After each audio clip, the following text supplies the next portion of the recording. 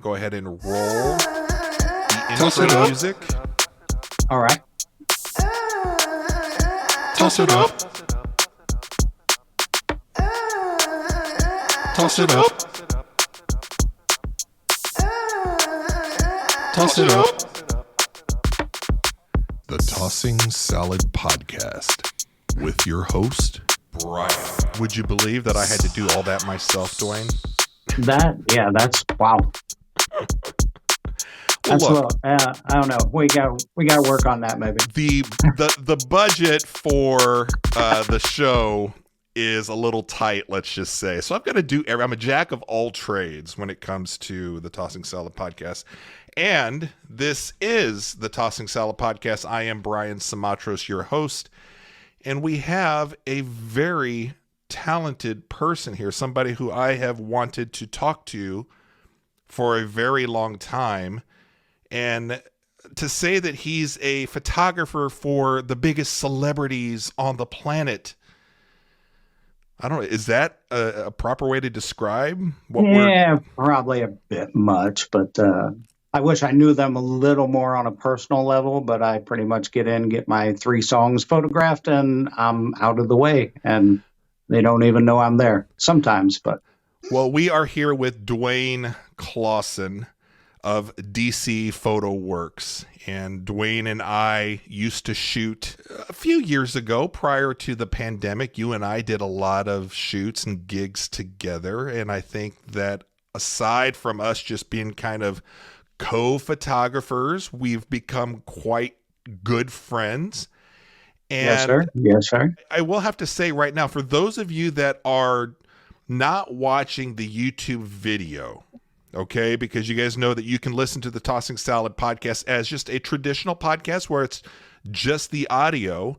But if you are watching the video, and if there is one video for you guys to actually go and watch while you're listening to the podcast, it's going to be this one here, because right now we are looking at one of my ex-girlfriends that Duane had the privilege of shooting a few weeks ago when he canceled on our podcast because he had to go shoot Miss Carrie Underwood at concert. And Duane, I am you did good, buddy. How the hell did you get this gig? Little background on the concert photography. Of 12 years or so ago, he's now my son-in-law. He started a website called MTC Mag, which stands for Music Taster's Choice. He started that roughly about 2007 in Ardmore, Oklahoma, I believe. He moved in with my stepdaughter in New York, and so he shot all kinds of shows in New York. And about 2011 or so, he discussed the possibility. He said, "You love photography, you love music, so how do you feel about shooting shows in St. Louis?" Where I was at the time, now in Texas. So anyways, I said, yeah, great deal. So my first show was actually Reverend Horton Heat. And for those rockabilly fans out there, you'll know who he is. He was down at a venue called the Old Rock House in St. Louis. Yeah, my pictures were terrible. So I knew nothing about... What year was that? Approximately what year did you kind of start doing that? The concert photography? 2011. So right around 12 years ago. And not to interrupt you, but I do want to let people know that are tuning in to this podcast, this is going to be kind of a music podcast because we're going to talk to Duane about concert photography. And then if we have some time towards the end, we're going to talk a little bit about vinyl record collecting. And that's something that I don't think you and I have had the opportunity to really compare some notes. Right now, we are looking at your latest photo of Carrie Underwood at the concert there. What venue was this particular one? Choctaw Casino in Durant, Oklahoma. So I shot this for MTC Mag. So a little bit about concert photography. It's very strange. It's a strange business. We got approved to shoot Miss Underwood, and that's all through her PR people and everything like that. Let's say, for instance, Chris Stapleton, I photographed him twice. Once in the Fox Theater and once at a old festival in St. Louis called Lou Fest. ever since then, we have not got approved to photograph him, but he pretty much goes with one photographer, and it's his personal photographer, and no outside entities outside of major news outlets are allowed to photograph him. Miss Underwood approved us, or her PR team did, and but for this, we had the shoot from the soundboard. There was me and one other photographer, two other photographers. And how does that usually go with each different singer that comes in that you're photographing? Are there always a specific set of rules on how you do that, or where the photographers are supposed to be kind of stationed, or does that change per person? Yeah, or what? no, How does that work? There's all kinds of crazy stuff I've encountered. Say, for instance, ZZ Top, which happens to be one of my all-time favorite photographs of Billy Gibbons. Happened by chance, but anyways, you had to pick a side, one side or the other of the stage, and I just so happened to pick the side that Dusty was on, the bass player who passed away just a couple of years ago. Anyways, he's not quite as entertaining as Billy Gibbons, so for that, it was one side stage or the other. Sometimes you can't be directly in front of the artist. You can be either side of the center stage, but you can't be directly in front of the, as they call them, nose hair shots. But Carrie Underwood was the soundboard, so I had to shoot with a 100 to 300 lens, not my favorite lens to shoot with. Because you're having to do kind of a super long lens, right? Just to reach her from where you had to be at, right? Okay. Yes, for the non-photographers, yes. And it's not the best in low light. Miss Underwood, we only got to photograph 2 songs, so that varied a little from the normal. The normal is 3 songs usually. Just before Miss Underwood at the same casino, just a few weeks before, I got to photograph Chevelle, but that was all up by the stage. That was in what they call the photo pit, which is right there by the stage. On the one, and I keep focusing in on the Carrie Underwood. We have Duane has given us a couple photos to look at while we're talking, and I say that Carrie Underwood was my ex-girlfriend. I mean, I had the biggest crush on her since she was on American Idol. Brian, is it Taylor Swift or Carrie Underwood? Which one? If I had to choose, yes. Boy, that's a Sophie's choice there. I mean, because I have Carrie Underwood, and I'm telling you, and Duane, make sure I don't get in trouble tonight, but those legs that she has, I know she's famous for her legs. I'm telling you, the photo you have here, and hopefully people can go to the YouTube video or your site. Do you have some of these posted on like maybe your Instagram account? Yes, and that can be found at DC Photo Works, and it's DC PHOTOWERX. The muscle definition of her legs here. I mean, you did a great job. I mean, I'm looking and I'm like, oh my God. And even though you were, I guess you said from the sound booth and kind of far away, I mean, the detailed shots here. So a little setup on this as well too. For basically, I said we got the first 2 songs. The first song, she stood at the back of the back riser of the stage and stood behind the mic stand, as you see in the picture there. So she didn't come out to the front of the stage until the second song. So it was fast and furious to get what shots I did, and then. Kind of to set this up, some artists do this too. They want to see the photos that are going out there. Super Bowl incident from a few years ago with, I believe it was it Rihanna?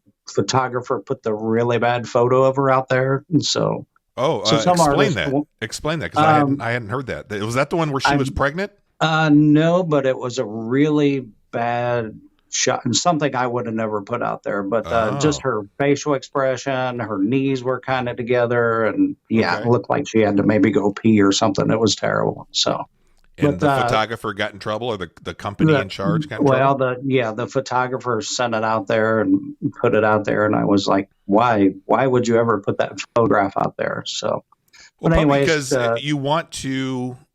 This is hopefully a win-win for both parties, right? Because you want to put the best possible photo out there and hopefully please the artist enough to where the next time they're like, oh yeah, this guy did pretty good job the last time, we'll let him shoot it again. As opposed to if you do her dirty, if you do the artist dirty, they're gonna probably remember you and say, no, not this guy. to go along with the articles or the photos, I also do reviews of the show, and I kind of try and give a fan's perspective of the show. And because most artists that I photograph, I also try to be a fan of as well. So definitely helps. But as my wife says, she likes being there without all the noise and the lights and all that. And she feels like she's there when she reads a review of one of my shows. So sure. Miss Underwood was a tough one with only 2 songs to shoot from the distance we had to shoot her from. So they gave us, I believe it was 10 shots. They said, go ahead and use these. But again, I think a lot of that's embarrassment, and you don't want anything bad going out there. The PR people want to see some sort of result. And so because we apply under the guise of saying that we're going to review, so my pay basically is getting a free ticket to the show and getting to photograph the artist. So the 2 or 3 song limit, does that have to do with a couple things, in a sense that, one, so you're not so much of a distraction to the artist? And then the second question of that is, do they play to the cameras for those 2 or 3 songs? So at least they know, okay, first 3 songs, we've got the photographers here. They can kind of play to the camera, and then once the 2 or 3 songs are done, you're out of the way, and then they're playing more to the audience, or no? So the first 3 songs, in my experience so far, is usually the crappiest lighting of any of their time on stage. A lot of times it's red lights, blue lights, which are horrible to photograph in. But yeah, that it's kind of like after the first 3 songs, you're out of the way, and then because a lot of times if you're in front, you're in front of the audience in the front row, and you're kind of a distraction. But every now and then the artist will play it up for the camera. I forget the middle band that opened for Chevelle, but he played for the camera, and I enjoyed every minute of it. But did you notice, did she play to you at all? Like, make eye contact, or did she play to your camera at some point? Carrie Underwood, no, because we were such a far distance back. Too far away. So she worked the crowd good, but still not the best lighting and not the best. It definitely improved after the first couple of songs. Everything she performed a lot more and was a lot more active after the first 2 songs. So and they're kind of when you come out for the first 3 songs, that's kind of their warm-up period, and they're feeling out the audience and everything like that. So it's kind of everybody's not quite sure, but every now and then you'll get an artist that plays for the camera. And we have, just as an example, I got to photograph Kiss a couple weeks ago, and Gene Simmons.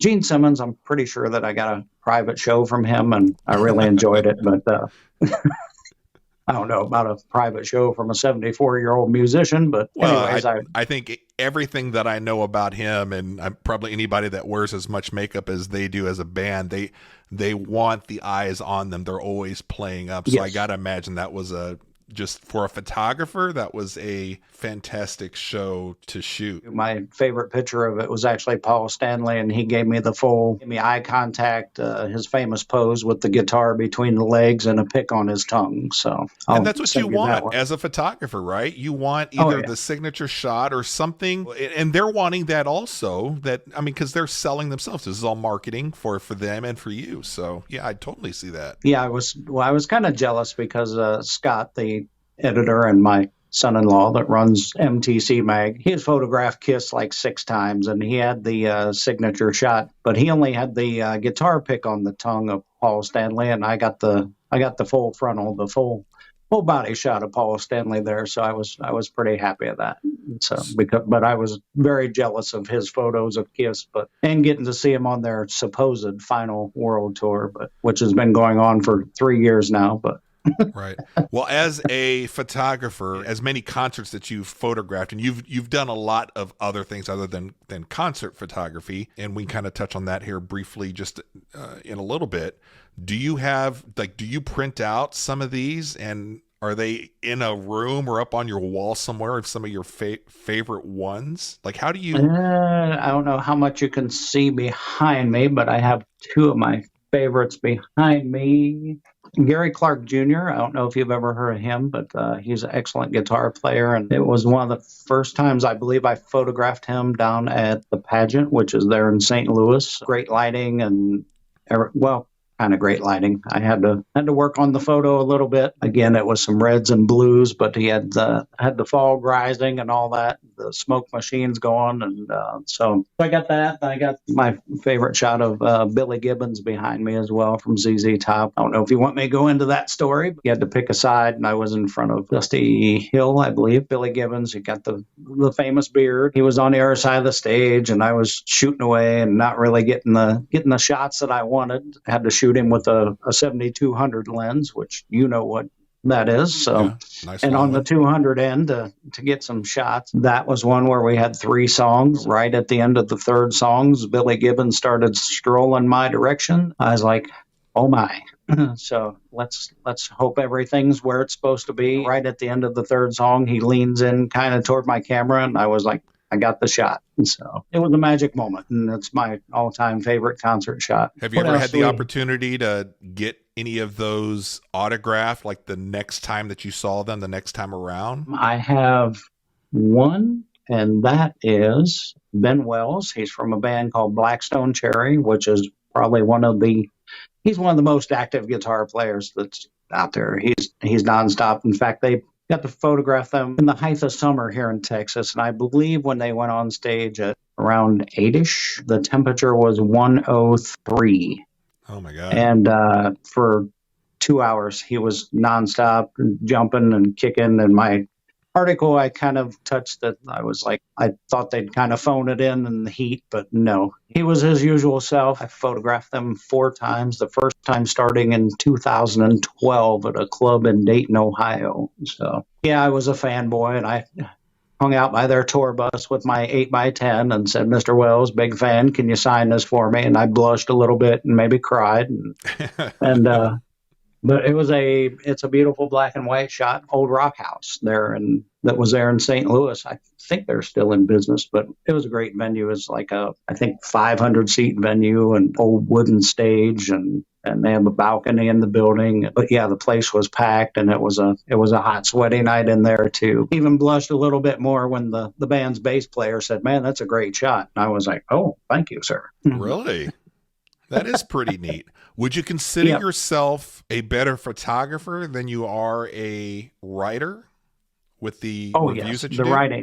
The writing's horrible. I struggle greatly, and to keep it fresh every time. Like, I know I've repeated myself somewhere in the past 12 years. That's definitely the hardest part. Thank God for YouTube, because a lot of times when I wrote my Kiss review, I pretty much relied on somebody's video that they shot the whole show, because there was a couple quotes that I wanted to remember and couldn't remember them verbatim. So I was like, oh, let me go back and look at this guy's YouTube video, and that helped me. I take notes throughout the show, but sure.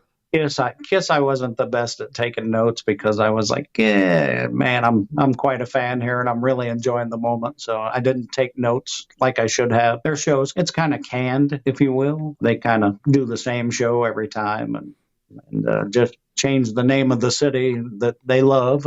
But you almost have to do that. All the artists, I mean, you can't change it up too much, or else it just be kind of there's some artists that are every night. There's a guy that plays some bluegrass music. His name's Billy Strings, which is on my bucket list to photograph. Amazing musician as well. He posts his set list every night, and every night it's different. So, but the production has to be different. Like Kiss, the way they go to their shows with how everything's, I would imagine, is produced. I've never been to one of their concerts. I would imagine that that's probably why they have to stay kind of consistent in what they do. Maybe change up 1 or 2 songs, whereas maybe a smaller artist can. It was kind of interesting. I did take note that there was a errant explosion. It was just like there was no flash or anything, but when something popped, you could see it actually caught Paul Stanley's attention, the lead singer and guitar player for Kiss. He did a bit where he goes out to a stage out in the middle of the audience, which is elevated. But anyways, you could see just kind of him looking toward the stage like, oh, that wasn't supposed to happen. So really? Yeah. So even those guys who have been doing it since 1973 or something like that, they still have their moments as well. I was going to say, I've got quite a few people that follow on the different social media accounts that are into photography at different stages of their careers. And some of them are towards the beginning of their journey. Some of the younger ones that you and I have kind of worked with. You and I go back how long? 15 years? 10? I don't even remember how long you and I go back. Probably getting on to 10, something 10? like that. Yeah. And we've worked with some young people before and ones that have just started to come up and are looking to kind of cut their teeth on different things.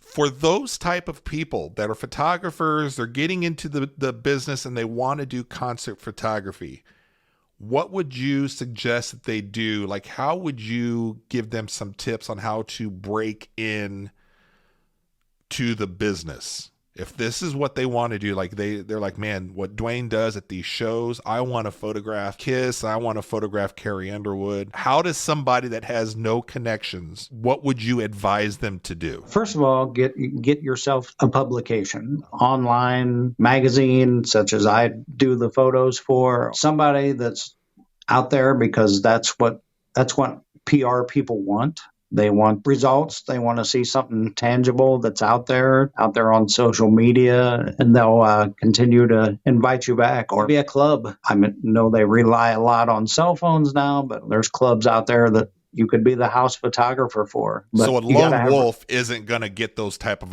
opportunities for bigger artists, is what you're saying. So go to established publications, look to see if you can get on there, or like you said, like a specific club to be the club photographer that way. Yeah, or it doesn't even have to be you have one local there in St. Louis. His name's Mick Light. Arch City Media is his, but he's got his hand in a little bit of everything, sports and music photography, but he pretty much does no reviews, and he just posts like 50, 60 pictures from the concert.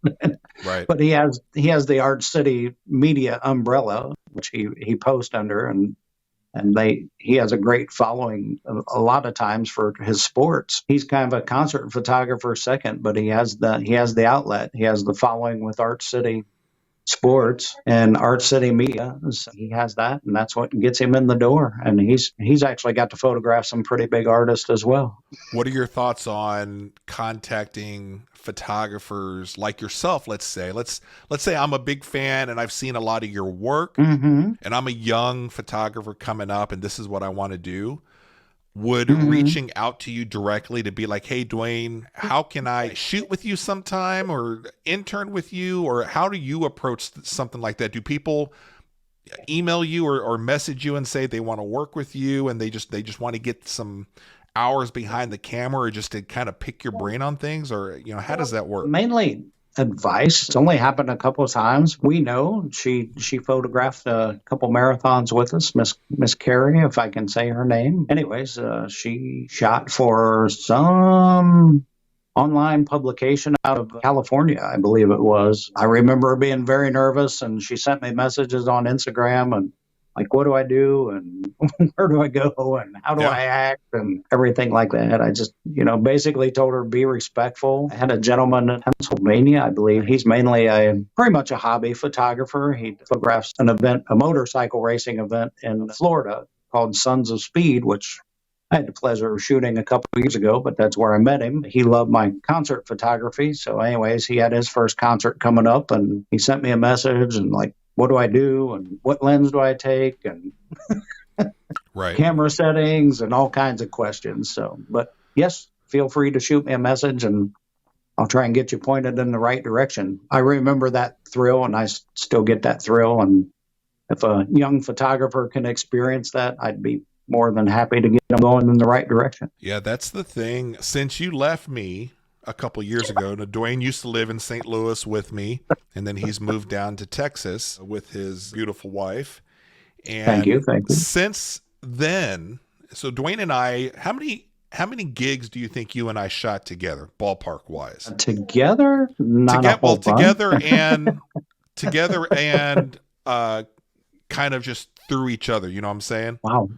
Through each other, man, a lot. Because I did. So it's kind of weird. I don't know if I can say this, but we photographed for the county in Missouri that we lived in. Let's just put it that way. Sure. So we don't have people beating on your door and figure out where you live and all that. But Oh, it's fine. these were events for the county, which is actually very strange. It's also kind of like concert photography, just minus the flashing lights and all that stuff. A lot of people out glad handing, as I say, shaking hands and kissing babies and want to be Sure. seen and want to be photographed and all that stuff. So it's kind of strange how the two equate to each other. So I don't think Brian cared much for those events. So he usually passed those off to me.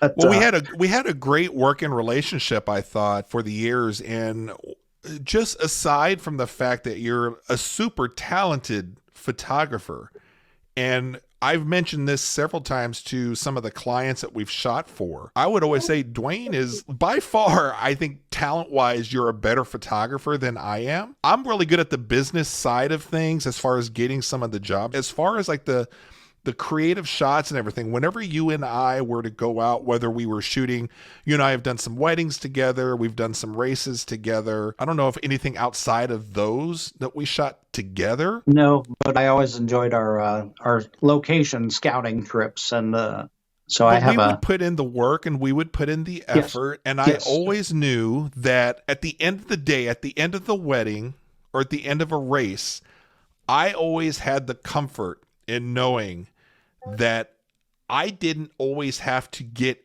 every one of the great shots, because I knew that you were going to come with something that would honestly just kind of blow me away, to where I'm like, God damn, Duane, that's a really good shot. And I know there was one wedding where the bride and the groom, they were like, all the shots that they really, really loved were all yours. But for me, that's great, because you're going in there as a team. And one of the things that I think the stress of shooting, let's say a wedding, and if you're shooting it with somebody else, I was shooting with Duane, you never want to get to a point with a client to where you let them down. Nope. Especially for a wedding, right? That's what I'm there for. I'm not there to get drunk or anything like that. Even though after one wedding we shot, I may have indulged a little bit, and well, you and I work hard. We work hard, but I knew at the end of a wedding or an end of a race that we were to shoot, you were going to have a bunch of really good photos, to where I felt just fantastic knowing between the two of us, we were going to present some really good photos, which is justification for a lot of the money that we charge for our work. And for me to be able to have somebody that is not only creative and talented, but here's the thing, dependable and grown up. And this is where I'm gonna lay into you a little bit for leaving me in the last 2 years. You're making me blush, Brian. You're making me blush. Well, I am dead serious, because this goes to the adage of you never know what you have until it's gone. And I'm telling you, for the last 2 years, I have been cursing your name, because it is so hard to find other photographers that you can work with. There's a lot of talented people out there. You scroll social media, Instagram, everybody with a camera and a cell phone, and you're looking at the photos that they post. A lot of creative people out there. The problem that a lot of people don't have on the business side of things is being responsible and being grown up and being dependable. And I have gone through, I don't know how many in the last 2 years since you've been gone, but just even like the last race that we cover, Duane and I used to cover it's called here the Mo Cowbell race. Mo Cowbell, yep. Huge race here in St. Charles, Missouri. I think like 5,000 to 7,000 runners or something like that. It's a Boston qualifier, but it's also, you get all your serious runners, but then you have a bunch of people that are there just for fun, that are doing like the half marathon, a 5K, and they're dressed 5K, up as like, dressed up as cows, or dressed up as, just for having fun. You got all those people. I was out there at mile 22, and some mornings it was freezing cold up there on top of the bridge. So Duane was the guy that was covering the bridge and all the runners crossing the bridge. And I just knew, okay, every year I could depend on Duane getting there, but being there and then getting some really cool shots. And I didn't have to worry about it. And the same with a friend of ours, Tom, who also shoots kind of with us on those races. He's really the only other one that I have continued to use and work with. Has he retired now? Brian? He has officially retired from photography, with the Yeah. exception of he does come out and shoot those races Oh, with did he me. come out this year? Yeah. So he Oh, comes great, out and great. shoots Yeah. that race in the Newtown area. And Yep. he does a fantastic job also. But I'll tell you, if and when he decides that he's completely done, I don't know what I'm going to do, because I have gone through every year. It's a different photographer for the bridge area that you're at. Well, And hopefully we found you one this year. So well, this year I think we found you a good guy this year. you totally, that was Lewis, right? Yes, If I Lewis. remember his name. Yeah. Lewis Lewis Kwok from he's an event shooter as well, and I met him shooting concerts. So he Duane was saved my ass again by coming up with a guy that even Duane doesn't long even live distance. here in St. Louis anymore, and he's helping me, find just people that would return a phone call. And I had a guy last year, and he did a fine job, and I came back to him, but he was very delayed in getting back to me on any kind of messages, which I hate that. And You had the one guy that shot for the Rams, I believe. I wish you could have secured him, because he was still a great sport shooter. But some of the guys that I have used before, that are the bigger photographers that do a lot of the stuff, they have to have the weekend like completely free already. But this isn't like one on the high priority list. So I would love to have guys like that all the time. But the one that I used last year, and it's pulling teeth trying to get information from or whatever. But he finally did the job, got me the pictures. I was like, fine. So I went back to him again. He was like, oh yeah, I'm in. And this is after like days and days of not responding back to me. Well, then, and I know you were biting, gritting your teeth, and well, everything. just weeks before the race, I like to like check in with the photographers and say, hey, you guys still up for October 1st? It's a big event. So yeah, it's a big event. Trying to find somebody that not only can do it but will show up to do it, and wouldn't respond. I tried to contact him on several emails, on his social media accounts, and nothing. And I finally said, you know what, screw it. And I was trying to get a hold of other people, and it's just the last 2 years has been awful in the photography world of just finding reasonable, responsible, reliable. people. Yeah, reliable. A lot of times when I would come out to photograph the marathon, especially, it was on a Sunday morning, and I had worked a 12-hour shift the night before. So Yeah. I would come straight out there, and I'd have my camera gear packed and go straight from work. I got off at 7 a.m. and would go out there and find my spot on the bridge, and sit out there and wait on runners. To worry. And that's the thing that I'm like, why I miss you, not only just as a working buddy and photographer, but we've become kind of pretty good friends over the last few years. I think during the pandemic, when we weren't supposed to see each other or whatever, you and I met up. I think you wanted to take me out to the astronomy park or something. We did we were out there for, I believe, a meteor shower, and we wound up not really getting too many meteors, but we wound up playing with light and did some light painting, and I think we had a good time. I enjoyed it. We were just like photographing each other like Jack and Rose on Titanic. But it's just fun. You and I have fun doing that kind of stuff. We work really well together, and that's definitely what I miss. Brian, one of my greatest stories with you was we were out scouting location, and we for the marathon, I believe, and we came across this little baby garter snake, and I was down on my belly photographing the snake, and Brian was like halfway up the hill, like looking over my shoulder, like, oh my God, is that thing going to latch onto you? And this thing was literally about 6 inches long. Well, that's the thing with photographers, though. You go out with a photographer, and if we have our cameras with us, we're constantly stopping to take a picture of something. So nothing's ever very quick. I don't think Brian was too fond of the snake, though. No, I'm still not. I'm working on it, but I'm still not a big fan of snakes or spiders. I'm glad it's an acquired taste. We were out walking our dog a few weeks back in our little neighborhood, and there was a very large cottonmouth in the middle of the street. So we were still kind of dry, and we believe he was looking for water. But yeah, he was probably up around the 3 foot long neighborhood. So Well, to keep things on time, because you and I are going to go well beyond an hour at some point here, so I'm going to make a creative decision.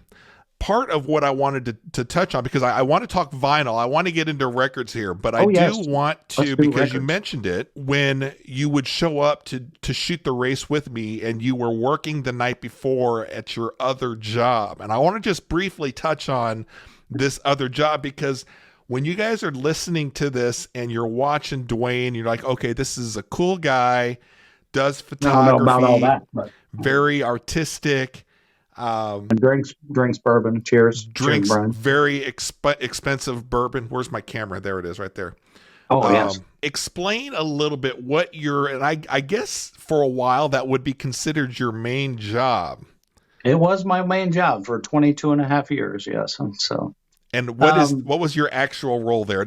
We'll touch on a little bit, but that's for a whole other episode. But I want to let people know that are watching this episode today that you weren't always the cool photographer, that you were kind of moonlighting a little bit, because your main job was what? photography was an escape. I was a corrections officer for 22 and a half years. I just retired May of 2022. So I had the option to go at 55, thank God, because I was pulling my hair out. Photography for many years was a great escape for me to get away from the realities of life. So I worked right there in the county that Brian lives in, protecting the citizens and everything. But I worked right in the booking department, where everybody came in fresh off the streets. And sometimes before we would go out and photograph a marathon, I may have had to fight somebody the night before. And definitely glad to be out of that business, because the criminals weren't getting any younger. They were getting younger, and I was getting older, I think. I couldn't believe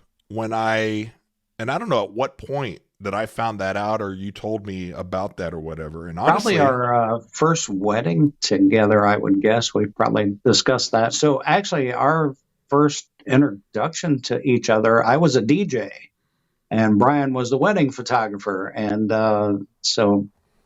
which was quite a grand wedding that Brian was photographing as well, complete with fireworks display at the end of the evening. I forgot Yeah. about that. Oh, how could you forgot about that? Oh my God. So, all right. So you actually liked one of my photos, and I was like blushing because you liked one of my photos, because I came out for a rehearsal or something like that. It was out a very nice winery that's in Brian's neighborhood. And so anyways, yep, I was the DJ, and we came out for kind of a run through of the wedding. Brian was out there, and I think I just took a picture across the pond that's out there at the winery. I set the camera, I remember, on like a railing, and got a beautiful still shot. And it was kind of the evening, and Brian was like, "Hey, how'd you get that shot?" And I was just like, "Oh, I'm not really sure, because I'm still learning photography." But I was probably freaking out that I was like, "Oh, the DJ got the best shot of the night, and I'm the photographer." No, that was glad you before brought the that wedding. up. Yeah, Well, I didn't think I don't think I shot anything during the wedding. I was too busy doing my DJ thing. So. I forgot about the whole side job of the DJ too that you did. Yeah. Brian was definitely one of my inspirations in photography. So there were a bunch of locals in the St. Louis area that inspired me to take it to the next level, and Brian was definitely one of those. So, well, I think we came up at a time to where, and I don't know how it is nowadays, but I do feel when I came up as a photographer, and this was late 2007, 8 up until now, but early on in that time period, the photographers that I found online and interacted with, we were all kind of cool with each other. There was very little gatekeeping, and people were just willing to kind of help each other out. You and I just kind of hit it off, I think. And I think that's why we worked well together, whether it was a wedding. I still remember, and I don't remember the couple. I'm sure you do. You got a pretty good memory, where we were shooting. They were behind, was it the bride and the groom were behind the glass drinking coffee or something. And I'm just trying to get photos of them in the same room. And you're like, "Hey, I've got an idea. I want to shoot it through the glass." Oh, And that was the wedding, the very nice wedding at the Moonrise Hotel there in St. the Louis, which Moonrise, is that's a right. boutique hotel, and a great wedding, great couple, great Great setting, couple. and yeah, and Now, that's a wedding where after I unwound quite a bit, yes. So well, but that was one to where you were trying to describe to me the shot, and I wasn't. I was like, that sounds cool. we I was like, did just do it, do it. we went down scouting location, and I actually had you sit inside the That's window. right. And I took a test shot of Brian sitting in there looking stoic through the glass. But yeah, I had a vision. I think we pulled it off with them. I think we actually got one shot of them through the Oh, it window. was a But great shot. I loved that shot. yeah, And I'm big on. I like reflections and shooting through glass and shooting through strange objects and all that stuff. So that's the thing when you're a wedding photographer, and if you're shooting with somebody else, and again, shooting with Duane as another photographer, it just he's really good at other things that I wasn't really thinking of. And to have somebody like that it's, you know, Thelma and Louise in it. I don't know, like Batman and Robin, I guess I should have said, or I don't know, whatever. Butch Cassidy and the Sundance Kid or something. yeah, Whatever I like the outlaw thing. That's great. the Yes. Shaq and Kobe, whatever that is. That I always thought that was the coolest part of us working together, is that you always just came up with something that I'm like, God damn, you know? Yeah, And but most of it was off the cuff. I mean, it was like yeah, I would see something, and I'm terrible at operating off of a script, and I just it's like I see something, and in fact, from that same wedding, one of my all-time favorite shots are when the bride and the groom are flipping me off with their ring fingers, and I got a shot of the bride's ring. She's kind of in the forefront there, and the groom's behind her though, and he's got his finger up as well. But it was great. I was just sitting there beside him, and she held up her ring finger like flipping me off, and he held up his, and the light was great, and it just happened to be a great shot. But it was spur of the moment, and that's how we like to do it. And that goes back to the concert kind of thing. It's like when you photograph a concert, you have to look for the moments, because yeah. and pray to God that they. Like if an artist jumps, you pray to God, oh, I might have missed it that time. Maybe he'll jump again. So Sure. Well, you were really good with working with the clients that we worked with, to the point to where you're comfortable enough in suggesting different things that may or may not kind of push the envelope. yeah, yes. That However, again, the same wedding. At the end of the evening, I drug the bride and the groom out in the middle of one of the busier streets in St. Louis, and I believe Brian was having a heart attack that I was going to kill the clients out in the middle of the street there. But I had a shot in mind. I still don't think I pulled it off as good as I wanted to. But I think I remember, like, it was at the very end of the night, right? Yes, like we were just dead tired. Yep. My back was killing me, and you're like, I've got to do this one I got other one shot. more. I got one more, Brian. In the middle of the more. street. And I was like, what? And they loved you so much. I don't think they would have said no to anything that you came up with. Yeah, here there they were very drunk. We're not sure which. And up That's for always anything. a good thing. Sometimes that's a good thing. They were loose and ready for it. So. Well, I want to save enough time for us to talk a little bit about vinyl record collecting, because this is our music episode. Brian, we've got to talk to you. What is this fascination with Lawrence Welk? Is this like your second album now that I saw the other day? Your second? So is this something from your childhood? Did your grandparents watch Lawrence Welk show, or? Well, my grandpa loved Lawrence Welk, and again, mine was my grandma. She loved Lawrence Welk, and my grandfather was a hee-haw man. So sure. we had the best of both worlds. Well, this just shows you how much on the same page Duane and I are on, because this is a great segue into the vinyl talk that we're going to have. So I posted a few days ago. This was on a trip out to Pennsylvania. We went I saw that. Yeah. We went to Penn State. My oldest is a cadet up at West Point, and he plays on their club hockey team. And so West Point was playing Penn State at the time. And Which so my wife and awesome, by the way. Awesome. We're so proud of him. And he's done a fantastic and kind job. of seeing the kids grow up and see he's doing that now, and knowing their love of hockey is and Brian's love of hockey, and so I don't love hockey anymore. That's a whole nother thing. I have a love-hate relationship with hockey, and it's hate for the last few yeah. years. Well, we photographed hockey together as well. Oh, that's right. So. Yeah. Okay. All Well, right, see, we've done a back lot to of the things albums. together. Back to the albums. Yes. So whenever we go somewhere nowadays, I always like to try to find out a record store that's there just to kind of see what's in that region, what could be at this particular record store that I can get pretty cheap. And one of the records I came across at this record store was a brand new sealed Lawrence Welk Show box collector set, 6 albums in it for $3. Yeah, Am I a Lawrence that was an awesome Welk? price. Am I a Lawrence Welk fan? No. Do I know who he is? Kind of. The Champagne Yep. music guy, right? Big Yep. band, and I think SNL back in the early 2000s did some skits of Lawrence Welk, and everything's kind of funny.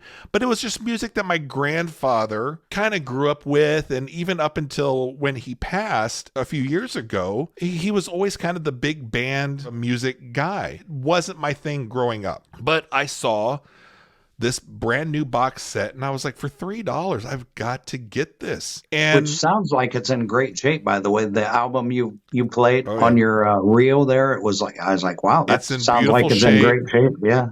It sounds fantastic. And so here's the thing, and I'm curious about what your thoughts are with the whole collecting of vinyl and how you look at records and everything. My thing is, I got into music mid 80s. I never got into vinyl back then. My mom had some. We had some around the house, but when I started buying my own music, it started with cassette tapes and then CDs right away. And I thought records were a thing of the past, and I didn't think much of it. The last few years, I kind of got sucked into the craze that it's kind of come back around a little bit. And I was like, every time I went to a bookstore or walked by a record store, it was always fun to go in. My thing is, do I need a hobby aside from podcasting or photography that's super expensive? No, I don't need to do this, but there's something about physically holding media like a record, a big 12-inch cardboard sleeve, the smell of it, the feel of it, the touch of it. Yep. There's just something about it. And getting into it, I was like, go ahead. Do you read the liner notes and all that? I will sit down and kind of as it's playing, because you have to listen to the whole thing. It's not like you're skipping through or you're making a playlist or something. You sit down as the artist wants you to listen to that album. So I'll sit down when nobody's in the house, the lights are off, I'm enjoying a nice little drink, and I have a little bit of a light to where I can kind of look through the liners and just kind of see everything. But my thing with getting into the record collecting is I didn't want to necessarily replicate what my CD collection looks like down in my basement that is now all in a plastic tub. I probably have 1,000 CDs that are in there. Kind of the same, still have them, yep. And I would say probably a good... conservatively speaking, 50% of those CDs are from bands that I'm like, when I grew up, I was like, ugh. I look back now, I'm like, well, that was one hit wonder. But I have my own musical tastes. But I was like, I'm not gonna spend money on the vinyl of certain artists or bands that I once got. I want to make this a concerted effort into discovering new music that I never really got into.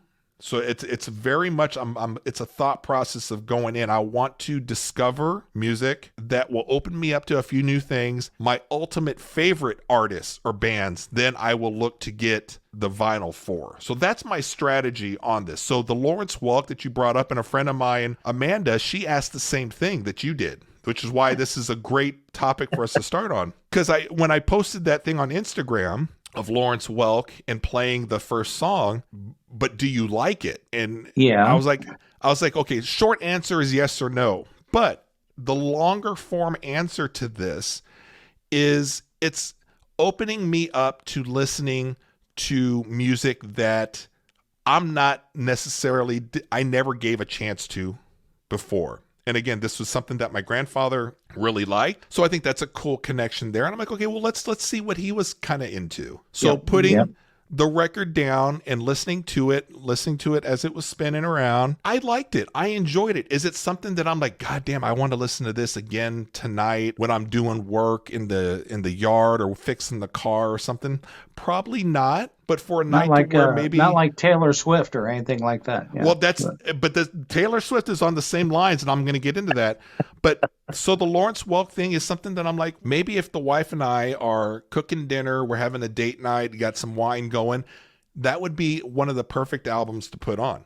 Or you're playing cards with another couple or something. That's the Lawrence Welk album and why I ended up getting it. Taylor Swift is the same thing, and I know I don't know if I'm getting some side eye from you on that. I wasn't initially into Taylor Swift. Not my thing. Not my generational type thing. I acknowledge she had some pop hits, some songs that they're catchy. I like them, but I never had anything like anti-Taylor. So until now, where she's dating Travis Kelce and she's kind of gone from your chances now. But so my thing with Taylor Swift was the last few years, one of my friends is a huge Swiftie, the big Taylor Swift fans, they're called Swifties. And I interviewed her on the podcast and just talking to her and the whole phenomenon. Whether you like her or not, Taylor Swift is a mega phenomenon. And I'm like, this is interesting. The stories behind everything that she has going on and the re-recording of her albums, which I think is totally boss. I was like, this is interesting. So at the time, that was when her album Midnights was coming out. Again, not a very casual fan. And then here I am after that podcast I did. I went out and bought 4 copies of the 4 alternative albums just to make a stupid clock, which I have no business doing of waste of money. But I kind of got into it. So now I'm totally Taylor Swift. I got some people that love that about it. And then I have friends on social media that absolutely hate her. I get it, but that's why. So Lawrence Welk, Taylor Swift, Bruce Springsteen, Smashing Pumpkins. These are all bands and artists, Duane, that I didn't give a chance to growing up. It wasn't my thing, but I think it's kind of cool that vinyl collecting is something to where it's, if there's certain records and albums you're going to get into and on vinyl, these are probably the ones to give it a shot, give it a try. I like them. All of these ones, I like the ones that I've gotten. It's different from the ones to where I'm like, that's my jam. Does that make sense? Yeah. Oh yeah, totally. And so my album collecting is kind of rebuilding, but it's also, so many years ago when CDs came out, I pretty much threw all my albums in the trash. And because I was like, oh, CDs are the next big thing. So I don't need all this big vinyl sitting around. So, which I kicked myself because I had some great vintage albums. Part of it's rebuilding, but part of it is new artists I've discovered in the past 10 years or so. And they're putting stuff out on vinyl. And it's like, oh man, this is really great. But also I have that connection with my grandparents as well. Not so much my grandmother's music like Lawrence Welk and all those things. My grandfather was old country. He listened to Johnny Cash, listened to, I don't know if you've ever heard the songwriter Tom T. Hall, but he was big fans of him, and he used to have him on 8-track, and we used to listen to him in his truck. And I'm a big Willie Nelson fan, and I'm up to probably 10 Willie Nelson albums now. That's an album that I have in my collection now is Willie Nelson. What's the Poncho and Lefty? Poncho and Lefty with Merle Haggard. That's a great, music, that's a great album. And people that I've heard of, but I was like, this is not my style. I am now sitting down and opening myself up. Well, let's listen to it. And I like it. If you want a great recorded album, get Willie Nelson's Stardust. It is you can hear his guitar breathe. It is just, it's a incredible recording, and it's just something you can listen to. And Willie's voice is perfect. That album's probably getting on to 40 years old now. Like some of these, you hear the recording technology that they had back then, to think of what they did with that. Not half the technology they have now. But you think back to how they recorded it, and you listen to that Stardust, and you're like, wow, this was done with little technology, but sounds amazing. Hats off to those guys that engineered those albums back then. And so I've got a couple albums here lately, newer artists within the past 10 years. One is a band called Blackberry Smoke. They're kind of southern rock, kind of Leonard Skinner type. They're doing some things called direct to vinyl recording. They did a complete album of Rolling Stones covers in that format, but it's basically they record, they go straight through, no stopping, like they're playing a live show, and they cut it directly to vinyl. Yeah, there's a company called Welcome to 1972 doing this thing. Another band, which he's kind of a blues artist, Tyler Bryant and the Shakedown. They're big in Texas. They just did an album through that same company with the same concept, direct playing live, cut it to vinyl, and just amazing though, and how good it sounds, and how live, basically a live recording without the audience, and they cut it straight to vinyl. Pretty talented musicians to pull that off as well. Just go song to song, no stopping. And do you use your records percentage wise versus streaming? Or I don't know if you still listen to any of your CDs or anything, but what's the percentage breakdown of when you're listening to music on a weekly basis? How much time is that when you're pulling out a record versus you're streaming it on your phone or wherever? You know what I'm saying? We're probably 75-25, 75 to the streaming and 25 to vinyl. The missus was not the biggest fan of the whole stereo rig out in the living room, so I had to bring it into my man cave where we're recording this now. Sure. in the office. The sound quality is not quite as good as it was out in the living room. Anyway, so that kind of detracts from my listening here in the office. But sometimes I've got a nice newer receiver which hooks up to the Bluetooth, and I'll put on the headphones and shoot the vinyl through the headphones. Nice like little Spotify. Drink in hand and yeah, either that or I'm editing. I've got Spotify. Spotify is a great thing because I have Release Radar, which kind of geared to me, which stuff I like. Every Friday it's updated, and you get to hear some new music, and sometimes they'll throw a curveball in there and something you're not expecting. There's just so much great music out there that doesn't make it to the radio. It's just amazing. And so there's so much talent out there that's not discovered, but that's kind of the way it's always been. You know, when I photograph a concert, sometimes I'll see an opening act that's just,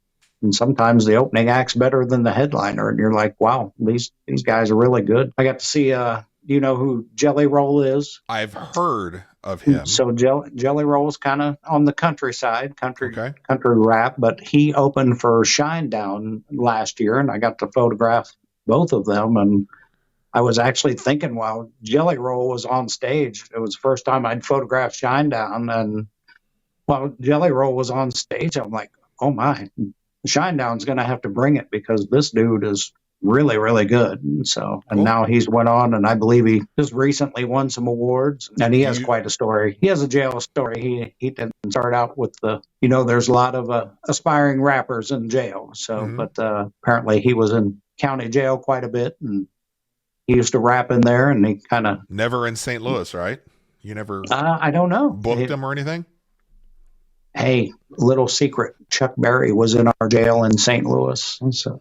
Oh, we're definitely going to have to hit some stories. Not while I was there, but that was many, many years ago. But I think I can say that with Chuck being passed now. But I got to meet Chuck, a weeknight, like a Wednesday night at the casino there in St. Charles. I'd seen him in there before. He used to go through the prestige entrance over there on the side. He was waiting on his table to open up, and he was sitting on a bench. Like I said, it was like a Wednesday night. Well, I'd always seen him, and I was like, I'm not going to bug him while he's eating or anything like that. And he was always eating, so I didn't bug him. That night he was sitting on the bench, and I walked up to him and said, Mr. Berry, big fan. And he shook my hand and said, I appreciate it, man. And the man had some very large hands. So anyway, yeah, that was one of my few cool celebrity stories, but yep, just meeting Chuck Berry on a Wednesday night in the casino was kind of awesome. That is cool. So I'm going to bring the podcast to a close here. So there's soon? Definitely my God. A lot of things that at some point we're going to do another episode, and I want some more correction officer stories that we can get into. And I think touching base more on the music side, I want to get more into records and stuff. So here's my last question to you. Of all the people that you have photographed in concert, which ones do you have their actual vinyl for that you went out and got? Like Carrie Underwood. Do you have a Carrie Underwood vinyl? I do not. I'm kind of like you worthy? with Taylor Swift, just kind of a casual fan. So actually, the only song I really knew her, I knew like two going in, and if you go read my review, it kind of touches that. The main one, of course, Before He Cheats, and that was about it. And I knew like one other song. So I mean, kind of a casual fan. I liked her voice when she first came out, but I never really followed her career. But no, I have no Carrie. So yeah, Willie Nelson.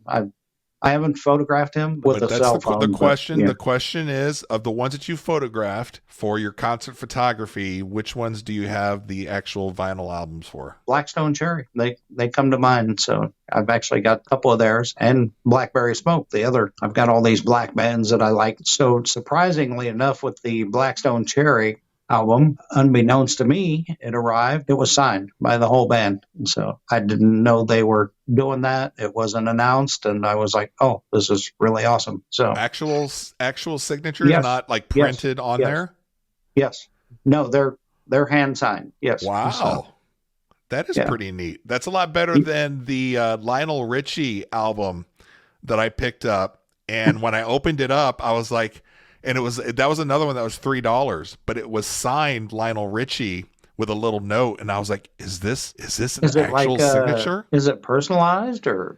Well, that's what I thought. Have like somebody's name or? Exactly what it says. I wasn't sure. I was going through the $3 bin, and I was like, "Did this get by somebody and they didn't know?" And so I was like, "I'm gonna have to get it." And it turns, I got home. Actually, I got back to our bed and breakfast. This was also in Pennsylvania, and I told my wife about it. You cleaned up in Pennsylvania, didn't you? And I love the album anyways. The songs on there I do love, but I ended up buying it just on a speculation that, oh my God, I might have a Lionel Richie signed album. And it turned out all the albums were like that. It was just printed on the cardboard. Yeah, you never know. Album collection in front of me, but it's dark and I'm old, and like I told you before we started, I can't see because I'm old. No, we'll leave that. We'll leave that for the next one then. So, Duane, I appreciate you spending a good hour or so with me tonight, talking a little concert photography, reminiscing about the old times of working with you on several gigs that we did together, and me cursing your name for leaving me the last 2 years, and then kind of touching a little bit on vinyl collecting. And at some point I'm probably going to have you open my mind up to 2 or 3 artists or bands that aren't necessarily in my wheelhouse that I'll be on the lookout for, just to, discover. Like I said, I'm using 50% of this vinyl collection for discovery of new music, and I would love to have something that you like to discover myself. Quick one we had just a few weeks ago. I was in Walmart.